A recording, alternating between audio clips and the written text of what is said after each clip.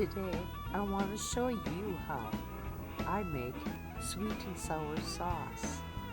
And I also want to show you how I can it. And I hope I can show you how you can can yours just as well. So let's get started.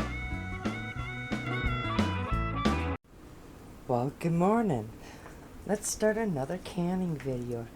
Well, today I decided I do not have any more of my sweet and sour sauce up in my shelf anymore, so I thought I'd bring you along for the adventure this time. So why don't we go ahead and get started. You're going to need a large pan or Dutch oven like I have here, and I already went ahead and I pre-chopped all my veggies and stuff, and I'll tell you what I all have here in the bag. I have 6 stalks of celery that I chopped up. I have a red sweet pepper, I have a yellow sweet pepper, and I have a green chopped sweet pepper. And then I also have 2 onions that I chopped up. And then I have half of a small bag of the baby carrots that I julienned up.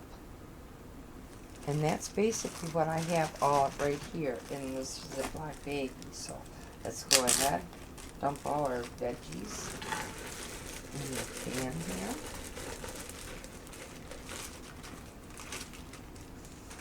Okay, and what else we're going to be needing is you're going to be needing 2 20-ounce cans of pineapple. We're going to open these up and we're going to drain the juice into the Dutch oven here, but we're not going to add the pineapple just yet. We're going to set the pineapple off to the side. So let me go ahead, open up my 2 cans. Okay, I opened up my cans of the chunked pineapple, and go ahead, drain all the juice right into your Dutch oven pan. Okay, go ahead, let's set that off to the side. Drain off your other can of your juice.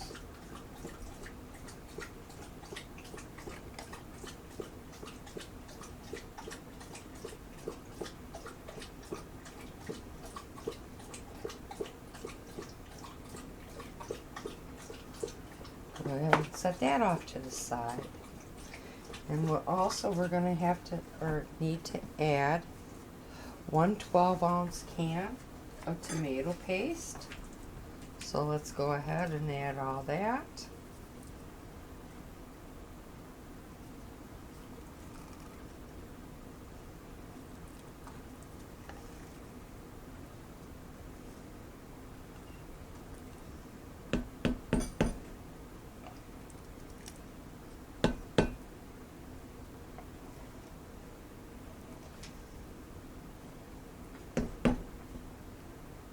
Okay, and then also what we're going to be needing is 2 tablespoons of soy sauce,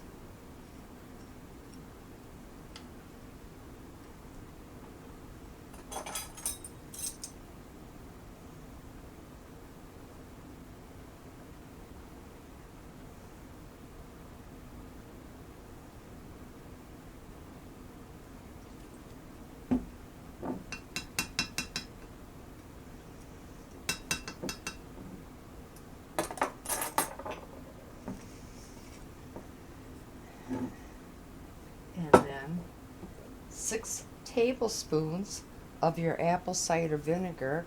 And a tip about your apple cider vinegar is after you open it, you're going to want to store your apple cider vinegar in the refrigerator. So 6 tablespoons of the apple cider vinegar.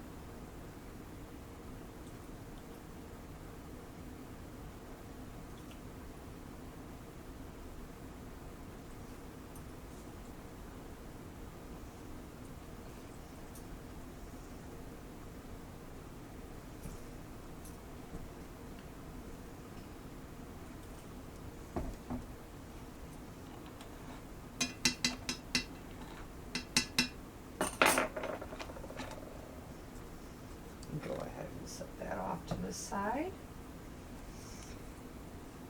And then we're going to be needing 2 teaspoons of garlic.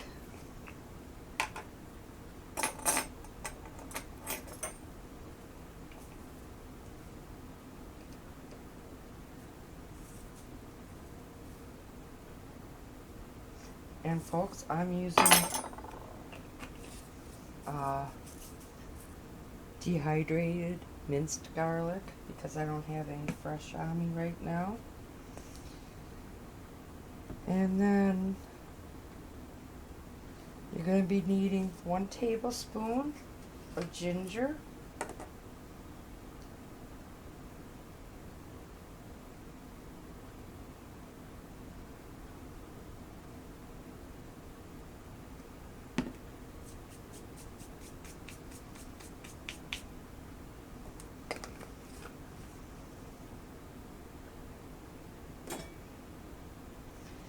And I don't have any brown sugar, but I also want to give you another little tidbit. If you don't have any brown sugar and you're in a bind like I am, you could still make your things with a little bit of molasses mixed into white cane sugar. 1 tablespoon to 1 cup will give you the equivalent of 1 cup of brown sugar. Just be sure to mix the two well. But in this case, I don't have to mix it because it's all going in the same pot. But I know that there's enough of what I need for 1 cup of sugar that I need to add to this. So I'm going to add the 1 cup of water that I also have to add to this inside this just to get all the very last bit of the goodness of the molasses that's going to be left in my jar here. So I'm going to go ahead and do that, and I'll bring you back. Okay, I added the water to my jar here. I'm shaking it up to get the very last little bit of goodness. And let's go ahead and add that right to the sweet and sour sauce mix. And look at that.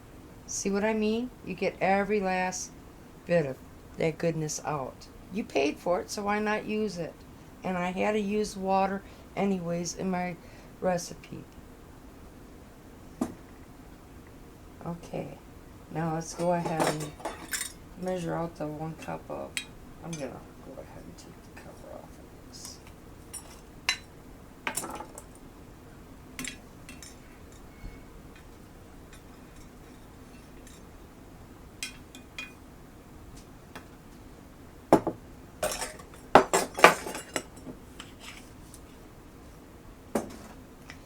Okay, let me see what else.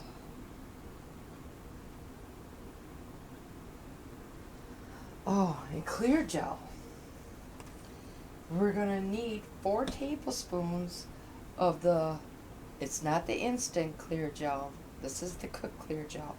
I'm not sure if you're going to be able to buy it in bulk like what I do, because I live in Amish country and I'm fortunate that I can go to the Amish grocery store and it's readily available to me. So yeah, I love the Amish grocery store. I'll have to bring you along one of these times. I love shopping by the kerosene light. My very first experience at a Amish grocery store was by kerosene lamps, and it was very unique. I have to admit, I loved it. But enough with my story.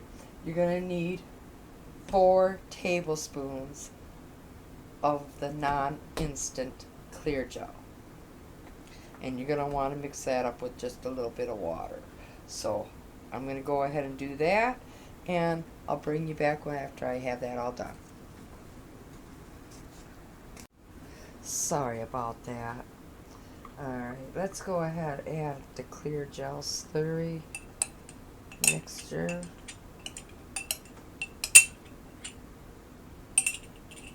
And go ahead and mix this all up. Then we're going to take this over to the stove, and we're going to bring this all up to a boil. I'll take you over there when we get to that part. But go ahead and mix this up. I just wanted to show you. I got done mixing it all up before I take it over to the stove, and oh my God, look at that. I mean, if you could be here just to smell it in this stage. It smells heavenly. I mean, oh. Okay, enough with my jibber jabbering. Let's take this over to the stove. Then let's bring this to a boil.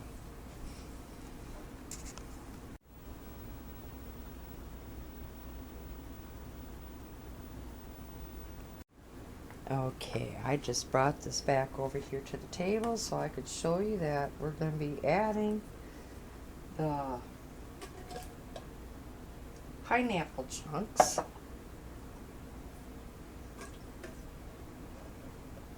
And then stir this up, mix them in, return it over to the stove, and just heat it. And then as soon as this is all reheated, we can bottle this, or not bottle it up, we can put it in our canning jars and can it. And we'll be back for that procedure.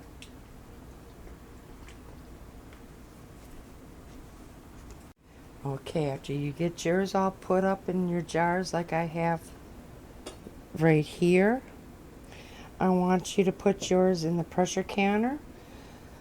I want you to vent out your pressure canner for 10 minutes. And after you vent it out for the 10 minutes, I want you to bring it up to 10 pounds of pressure. And after you bring it up to 10 pounds of pressure, I want you to then time it for 25 minutes.